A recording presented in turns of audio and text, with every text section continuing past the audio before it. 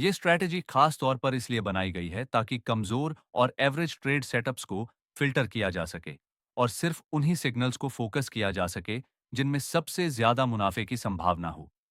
ये अपने आप ही लो प्रोबेबिलिटी ट्रेड्स को हटा देती है, जिससे आपके पास सिर्फ बेस्ट अपॉर्चुनिटीज बचती हैं।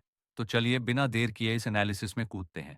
क्या आपने कभी सोचा है कि बैंक और बड़े इंस्टीट्यूशनल ट्रेडर्स मार्केट में लगातार कैसे जीतते हैं, जबकि आम ट्रेडर्स बार बार नुकसान उठाते हैं? इसका एक ही कारण है, अनुशासन, डिसिप्लिन। बड़े ट्रेडर्स और बैंक कोई जुआ नहीं खेलते। वो एडवांस टेस्टेड स्ट्रैटेजी फॉलो करते हैं, बिल्कुल सटीक और डिसिप्लिन के साथ। और आज के इस वीडियो में मैं आपको अपनी एक ऐसी स्ट्रैटेजी बताने जा रहा हूं जो आपका ट्रेडिंग का नजरिया ही बदल सकती है। ये strategy high accuracy trading signals को पहचानने के लिए डिजाइन की गई है, जिनमें बड़े मुनाफे की संभावना होती है। अब इस स्ट्रैटेजी की पहली लेयर की बात करते हैं, मूविंग एवरेजेस। अब मूविंग एवरेजेस यूज क्यों करते हैं? क्योंकि इससे हमें यह समझ आता है कि मार्केट का ट्रेंड क्या है, मतलब प्राइस ऊपर जा रहा है या नीचे। और सच बताऊं तो सबसे सेफ और प्रॉफिट देने वाले ट्रेड्स वही होते हैं जो ट्रेंड के साथ होते हैं। यानी हम मार्केट से लड़ नहीं रहे, हम उसी के साथ चल रहे हैं जहां उसकी ताकत है। इस स्ट्रैटेजी में हम तीन खास मूविंग एवरेज यूज करेंगे। एक 100 period EMI, 34 period EMI, 5 period EMI. अब अगर 34 ईएमआई 100 ईएमआई के ऊपर है तो हम मानेंगे कि मार्केट अप ट्रेंड में है।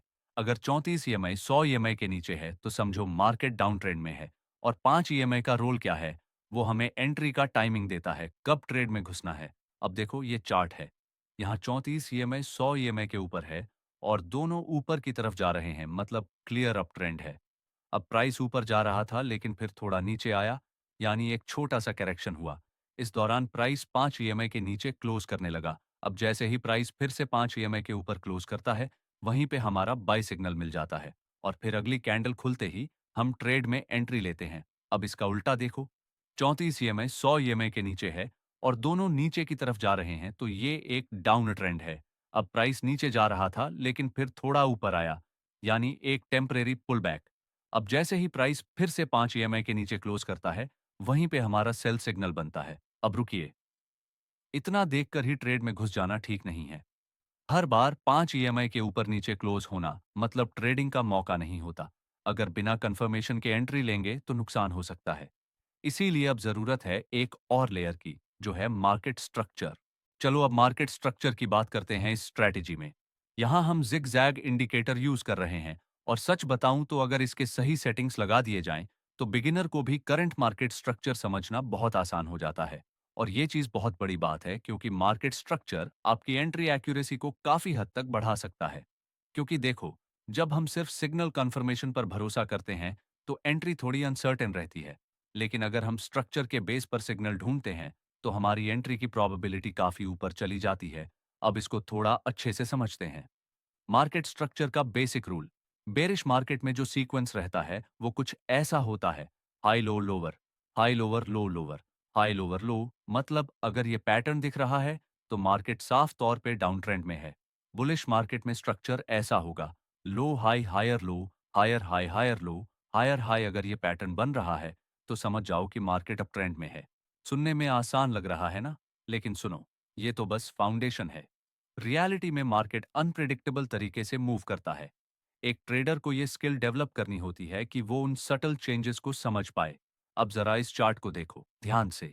पहली नजर में लग रहा है मार्केट डाउन ट्रेंड में है, लेकिन अचानक प्राइस एक ऐसा हाई तोड़ देता है जो पहले का हाई था। अब यहीं पे ज्यादातर बिगिनर्स गलती कर बैठते हैं। उन्हें लगता है कि ये ट्रेंड रिवर्सल है, यानी अब मार्केट बुलिश हो गया। पर असली में ये सोच जल्दीबाजी होती है। सही तरीका क्या है? जब भी ऐसा कोई हाई टूटे तो तुरंत ट्रेंड रिवर्सल अस्यूम मत करो। थोड़ा रुको और अगले वेव का इंतजार करो। अब ध्यान दो, अगर नेक्स्ट जिगजैग स्विंग में हायर लो बनता है, मतलब जो नया लो है वो पिछले वाले से ऊपर है, तब ये पॉसिबल सिग्नल हो सकता है कि ट्रेंड शिफ्ट हो रहा है अपवर्ड की तरफ। लेकिन अगर प्राइस फिर से गिरकर पिछले स्विंग लो से नीचे चला जाए तो समझो बेरिश ट्रेंड अभी भी चालू है। बस यही है सही तरीका मार्केट स्ट्रक्चर को एनालाइज करने का। और बिलीव मी, अगर आपने ये चीज अच्छे से सीख ली तो आपके ट्रेडिंग डिसीजंस में क्लैरिटी आ जाएगी। अब क्या? अब मैं मान रहा हूं कि आपने मूविंग एवरेजेस और मार्केट स्ट्रक्चर दोनों की समझ बना ली है, तो चलो अब नेक्स्ट स्टेप पे चलते हैं। चलो अब बात करते हैं सीसीआई इंडिकेटर की। अगर तुम सीसीआई में इंटरेस्टेड हो, तो यकीन मानो, ये बहुत दमदार चीज है। ये उन सबसे फेमस और ज्यादा यूज किए जाने वाले इंडिकेटर्स में से एक है, जो टेक्निकल एनालिसिस में यूज होता है। लेकिन आज हम इसकी सिर्फ बेसिक बातें नहीं करेंगे। आज हम फोकस करेंगे इसकी सबसे इंपॉर्टेंट बात पर, कैसे सीसीआई को जिगजैग और मूविंग एवरेजेस के साथ मिलाकर एक हाई प्रोबेबिलिटी ट्रेडिंग स्ट्रैटेजी बनाई जाती है।